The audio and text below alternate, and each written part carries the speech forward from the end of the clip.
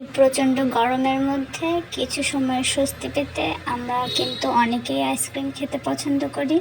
আর বাইরের অস্বাস্থ্যকর আইস ললি কিন্তু স্বাস্থ্যের জন্য একদমই ভালো নয়। সেক্ষেত্রে আমরা কিন্তু বাসায় এরকম সুন্দর ডাবল সাইডেড আকর্ষণীয় একটা আইস ললি বানিয়ে নিতে পারি। আর বাচ্চাদের তো ভীষণ প্রিয় হবে। তো চলুন দেখে নিই। হ্যালো, আসসালামু আলাইকুম ভিউয়ার্স, কেমন আছেন সবাই? আলহামদুলিল্লাহ, আমি ভালো আছি। তো আজকে আমি আপনাদের সঙ্গে শেয়ার করছি আমি আসলে আমার বাচ্চাদের জন্য কীভাবে আইস ললিটা বানিয়েছিলাম। ওরা স্কুল থেকে বের হলেই আসলে এই আইস ললি খাওয়ার জন্য প্রতিদিনই বায়না করে। তো ওদের জন্যই আসলে বাসায় কীভাবে স্বাস্থ্যকর উপায় বানাতে পারি সেই প্রচেষ্টা। তো চলুন আপনাদের সঙ্গে শেয়ার করছি।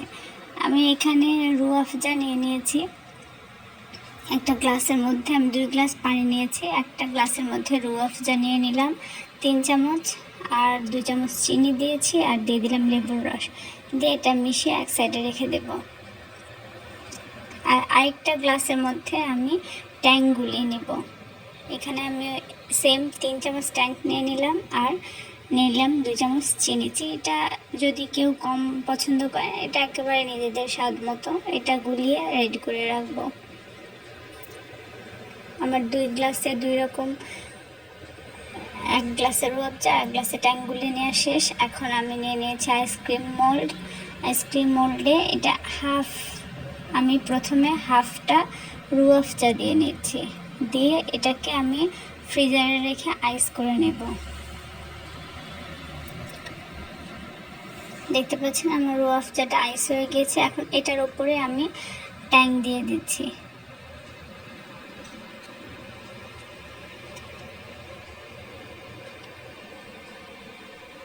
খুব সুন্দর করে যখন ট্যাংটা দেওয়া হয়ে গেছে, এখন আমি এটাকে কভার করে দেব।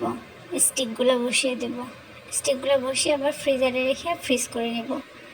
এখন দেখুন আমার কত সুন্দর একদম লোভনীয় আইস ললি রেডি। ডাবল সাইডের আইস ললি, এক সাইডে রেড আর এক সাইডে অরেঞ্জ। বাচ্চাদের কাছে এটা তো ভীষণ প্রিয়, বড়রাও এটা পছন্দ করবেন খেতে আশা করছি। তো এভাবে বাসায় সুন্দর করে বানিয়ে নিতে পারেন। আসলে আমরা যে কোনো ফ্রুট জুস দিয়েও আইস ললিটা বানিয়ে নিতে পারি, সেটা আরও বেশি স্বাস্থ্যসম্মত হয়। আমি সেটাও বানিয়েছিলাম, ওই রেসিপিটাও একদিন আপনাদের সঙ্গে শেয়ার করব। তো আপনারা দেখতে পাচ্ছেন কত সুন্দর হয়েছে দেখতে, আর দেখেই খেতে ইচ্ছা করবে। তো বাইরে থেকে ফিরে এরকম সুন্দর একটা আইস ললি খেলে কিন্তু শান্তি পেয়ে যাবেন। তো আমার আজকের রেসিপিটি কেমন লেগেছে অবশ্যই কমেন্টস করে জানাবেন। আসসালামু আলাইকুম, সকলকে অসংখ্য ধন্যবাদ।